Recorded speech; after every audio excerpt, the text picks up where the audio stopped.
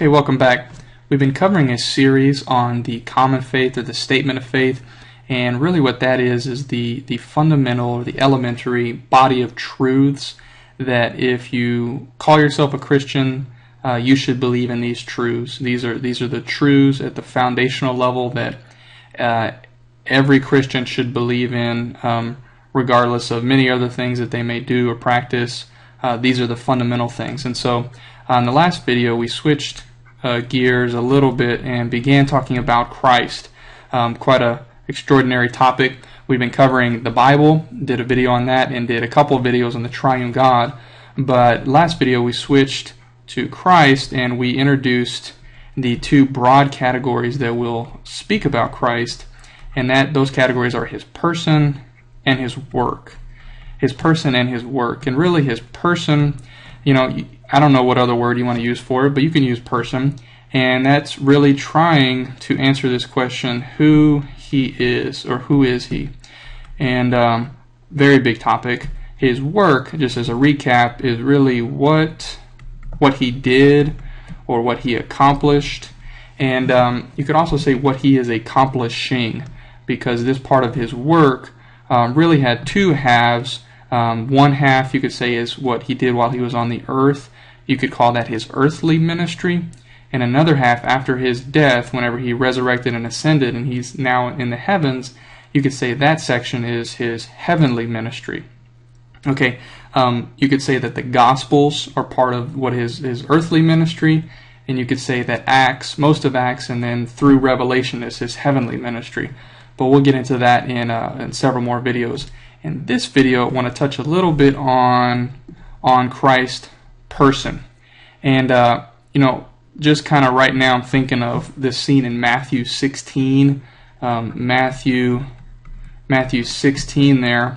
The Lord, Jesus Christ, asked his disciples, this group of people that had been following him, he says, "Who do men say that I am?" And his disciples, they give him several answers, and they say, some people say you're a prophet. It's not a bad answer. Some people say you're a prophet. And some people say you're Elijah. Some people say maybe you're John the Baptist. But then Jesus Christ asked this question. I'm just thinking of this anyways, just thinking of this right now. He asked this question, but you, who do you say that I am? That I am. And I'm just thinking, this is, you could say this is a question of questions.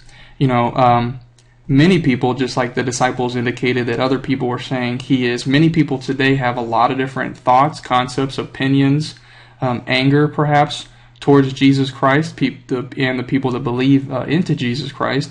And so maybe you, or if you're in college, maybe your college professors have a view of who this person is or was. Maybe if you were raised in a religious home, maybe you were raised in a Christian home or not a Christian home or some other particular religious belief, that would also have a different view of who Christ is. Maybe your parents have that view. Maybe your friends or your coworkers, if you have a job, have this view.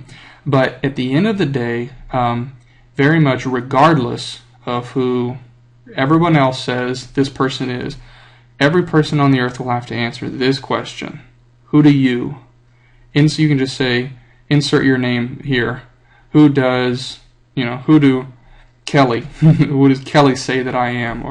Or Steve, or whatever your name may be, but you personally, we have to answer this question. Okay, as it relates to the series that we're covering, we're going to attempt, at least in an objective way, to provide an entrance into answering this question. I say in an objective way because this question, while it's answered somewhat when a Christian experiences something that's called salvation, they do that in a moment in time. This question is being answered our entire lives. And so that's more of a subjective experience, although there is an objective side of that as well. Okay, but just as an entrance and an elementary at a foundational level, who is Christ? In his person, who is he? And I just have a few verses here that I'm going to bring up now to help us answer this question. And so Hebrews 1:8 is talking about Christ as God, And I'd like to, include this word here, complete God. And this is really, you could just look at this as this is 100% God. It's not half a God. It's not a percentage of God. Less than 100. It is 100% complete God. Okay, so in Hebrews 1:8, this verse says, "But of the Son, your throne, O God, is forever and ever, and the scepter of uprightness is the scepter of your kingdom."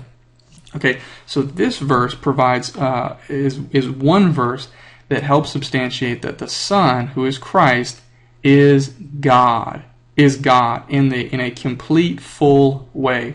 And of course, I've mentioned this several times, and probably will mention it many more times.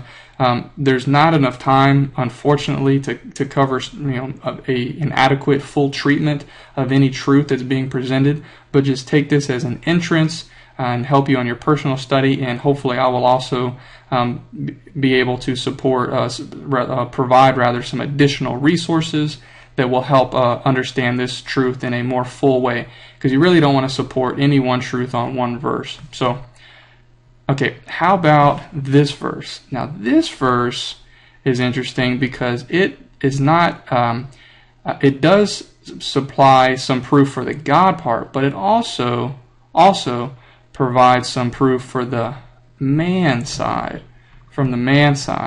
And you could say perfect man. He's a complete God, perfect man, but I also want to bring out that this is some divine math here, 100% man. He's God and he's man, and when God came into man, it produced this person, a God-man, but it didn't produce a third kind of mysterious entity. He's God and completely man. It's quite a mystery here. Okay, but let's just look at this one verse. Matthew 1:20.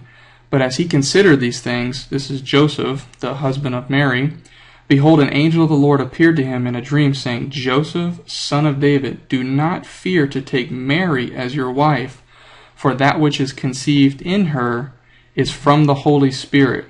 Okay, so Joseph, he's considering these things because he found out that Mary, who he's going to take as his wife, is pregnant. She's conceived, but not of him, and so he's just considering these things. And this angel appears and says, talking about Mary, talking about the human person Mary, that which is in her is of the Holy Spirit, conceived in her. So here you actually have both. So get a different color. With Mary, that's not a different color. With Mary, you have the human essence, or the human nature. But this person that's in her with the human nature that corresponds to this is of the Holy Spirit. So you could say this is the divine essence, or you could use the word divine nature. So this person Christ is God and man, human and divine.